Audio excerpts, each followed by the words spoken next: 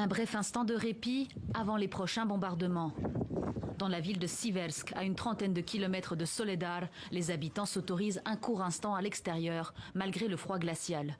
Oleksandr Sirenko en profite pour refaire son stock de bois. Les bruits de l'artillerie toute proche ne l'effraient plus. Vous savez, j'ai eu peur de beaucoup de choses dans ma vie.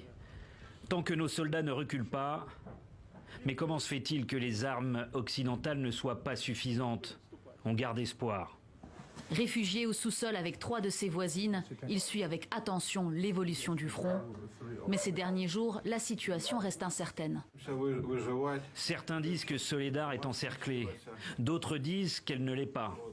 Laissons les militaires décider de ce qui va se passer. Mon travail, c'est de sauver les femmes qui vivent avec moi dans le sous-sol. Tous ici le savent bien, la ville de Siversk est la prochaine cible de Moscou, qui pourrait ainsi tenter de conquérir les villes de Sloviansk et Kramatorsk sous contrôle ukrainien.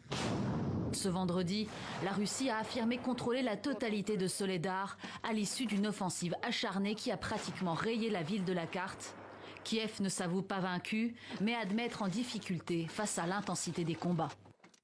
La bataille pour la région de Donetsk continue, celle de Bakhmout et Soledar, mais aussi pour les autres villes et villages de l'Est de notre pays. Bien que l'ennemi ait concentré ses plus grandes forces à cet endroit, l'armée ukrainienne, toutes les forces de défense et de sécurité défendent l'État. Soledar pourrait être la première victoire russe après des mois de revers et de retraite. Malgré les pertes dans ses rangs, l'armée ukrainienne assure rester confiante et attend notamment la livraison prochaine de chars britanniques et américains qui doivent renforcer leur défense dans la région.